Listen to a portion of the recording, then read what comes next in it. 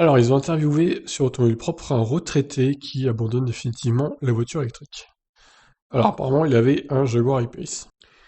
Voyons ce qui est dit. Très déçu de son expérience, un retraité lorrain fait une mauvaise publicité aux véhicules électriques à travers la presse locale. Il a revendu sa Jaguar I-Pace après seulement 2 mois d'utilisation. Si son témoignage souligne une certaine lacune de l'écosystème électrique, il révèle aussi l'importance de préparer les néophytes au long trajet. Plus jamais de l'électrique, s'emporte l'ex-propriétaire d'une Jaguar I-Pace dans les colonnes de l'Est républicain. Suite à une expérience cauchemardesque, un sexagénaire lorrain a revendu son véhicule 2 mois seulement après l'avoir acheté. Mais qu'a-t-il bien pu arriver à ce retraité qui n'est pas parvenu à boucler un trajet de 300 km avec un véhicule pourtant doté d'une batterie de 90 kWh et 470 km d'autonomie? Alors, voyons son récit. Son naufrage commence par un événement inattendu. Un soir, notre fille à Paris nous demande de venir garder les enfants en urgence. Explique l'homme, avec sa compagne, il s'engage précipitamment dans un voyage entre tous les capitales, un peu moins de 300 km à parcourir, avec une batterie pleine au départ. La météo est toutefois exécrable ce jour-là. Entre chute de neige et température négative, le couple active le chauffage, une pompe à chaleur sur l'iPace.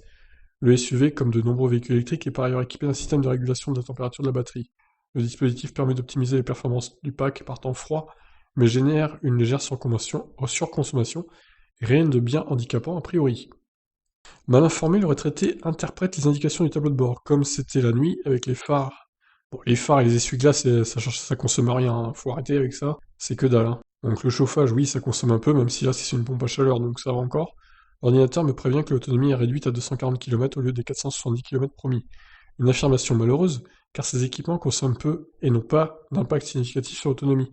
Environ 50 watts pour les projecteurs, donc oui, les phares donc, quelques dizaines pour les essuie-glaces et entre 500 et 1000 watts pour la pompe à chaleur. Des chiffres insignifiants comparés aux 20 000 ou à 30 000 watts requis par le moteur à vitesse constante sur autoroute. Malgré la réduction d'autonomie annoncée par l'iPace, le conducteur aurait pu réaliser son trajet sans encombre. C'est bien l'enchaînement d'erreurs mêlées à quelques ratés de l'écosystème qui aboutit à son naufrage.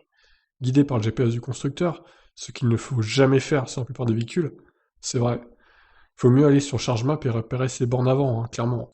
L'homme se dirige vers un relais routier à Samsou 51 où se trouve une borne de recharge. Il s'agit certainement d'une borne du réseau Corridor, en service lors du trajet effectué en février 2019. Premier problème, la carte de rechargement du constructeur ne fonctionne pas sur les bornes. Écrit l'Est républicain, fourni en partenariat avec ChargeMap, le badge Jaguar était pourtant accepté par les bornes Corridor à l'époque. Définitivement fermé depuis, le réseau rencontrait cependant de nombreux soucis de fiabilité. Il est donc possible que la carte n'ait pas été lue ou reconnue, comme nous l'avons parfois expérimenté lors des essais, donc Automobile Propre l'a expérimenté. Le retraité achète donc une autre carte vendue 20 € à la boutique de l'aire de service, mais alors, qu'il part dîner avec sa compagne, son iPace recharge très lentement. En 1 heure, le véhicule n'a gagné que 60 km d'autonomie, une seconde carte à 20 € et 1 heure passée supplémentaire, le couple reprend la route avec 180 km d'autonomie.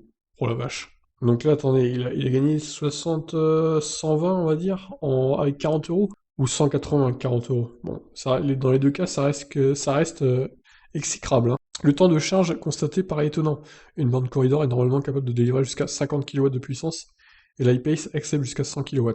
Le conducteur s'est-il trompé de prise en brochant le connecteur AC type 2, limité à 11, au lieu du plus puissant connecteur Combo CCS? C'est plausible, au regard du temps de charge et de la faible autonomie récupérée. Ouais, bah alors s'il s'est trompé, c'est pas de la faute du véhicule ni des bornes, là pour le coup, c'est lui, hein, le problème, hein. La déconvenue aurait pu s'arrêter ici, mais une nouvelle fois mal renseigné par l'ordinateur de bord, l'homme fait escale à Coulommiers dans le 77 pour une dernière recherche incompréhensible. Paris n'est qu'à 155 km et l'iPace lui propose de s'arrêter après seulement 88 km. D'autant que le point de charge est un supermarché dont l'accès est fermé la nuit. Le retraité part donc errer sur l'autoroute, dans le vain espoir de trouver une station-service éventuellement équipée d'une borne. Alors qu'il dispose de 50 km d'autonomie, il demande de l'aide à la police, qui l'évacue par une voie de service à hauteur de Collégien, une commune pourtant située à moins de 30 km au sud du centre de Paris. Sa compagne rejoint la destination taxi, lui, orienté par la maréchaussée vers un superchargeur Tesla. Quoi? Où il ne peut évidemment pas se brancher, finit par se résigner sur la prise domestique d'un hôtel du coin. Il parvient finalement dans la capitale le lendemain, en milieu de journée. Oh là là. Mais alors les flics qui le dirigent vers un superchargeur Tesla, c'est vraiment trop, quoi. Comment un simple trajet de 300 km a pu embarquer cet automobiliste dans une déroute de plus de 10 heures? Une expérience et le manque de connaissances du retraité au sujet des véhicules électriques et de la recharge semble évident. Il n'a pas non plus été aidé par son iPace qui l'a dirigé vers des bornes de recharge indisponibles et ne lui a pas dispensé de conseils sur l'allure et l'itinéraire à adopter. Ouais, mais encore une fois, voilà, c'est quelqu'un qui sûrement a les moyens, parce que pour s'acheter un Jaguar I-Pace, il faut quand même débourser au moins 65-70 000 euros. Minimum, il aurait pu se renseigner un minimum, je pense, sur les voitures électriques. Il a trop fait confiance au système de son véhicule et aux bornes de recharge. Quelle erreur! Il fallait mieux se renseigner, monsieur, ou alors acheter une Tesla, à la limite. Là, le problème ne se serait pas posé, on va dire. Rares sont les constructeurs qui avertissent les néophytes de l'électrique sur les particularités de la technologie, les réflexes à avoir lors de longs trajets et les astuces pour correctement les planifier. Ni les vendeurs, ni l'ordinateur de bord n'ont visiblement pu informer le client sur la conduite à tenir. Quand bien même avec 480 km d'autonomie et malgré l'hiver, le retraité aurait atteint sa destination sans aucune escale s'il avait adapté sa vitesse. Mais bien sûr, il a dû taper le 130 hein, sur autoroute, voire plus, ça se trouve.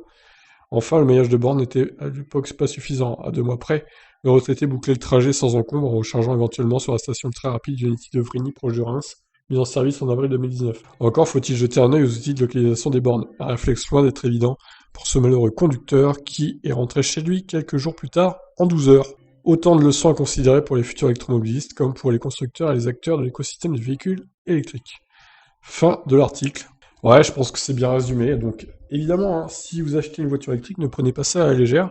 C'est vrai que bon, le maillage de borne s'est un peu amélioré avec Unity, c'est sûr, ça aide. Par contre, ça reste compliqué hein, de faire certains trajets assez longs. Là, clairement, c'est pas que de la faute de la voiture ni des bornes, c'est aussi lui hein, qui a très mal géré la chose. Il a pris un peu ça à la légère et il s'est dit ça va passer crème comme une thermique. Eh ben non. Le fait que ça soit en hiver, en plus, avec les températures glaciales, ça n'a pas aidé.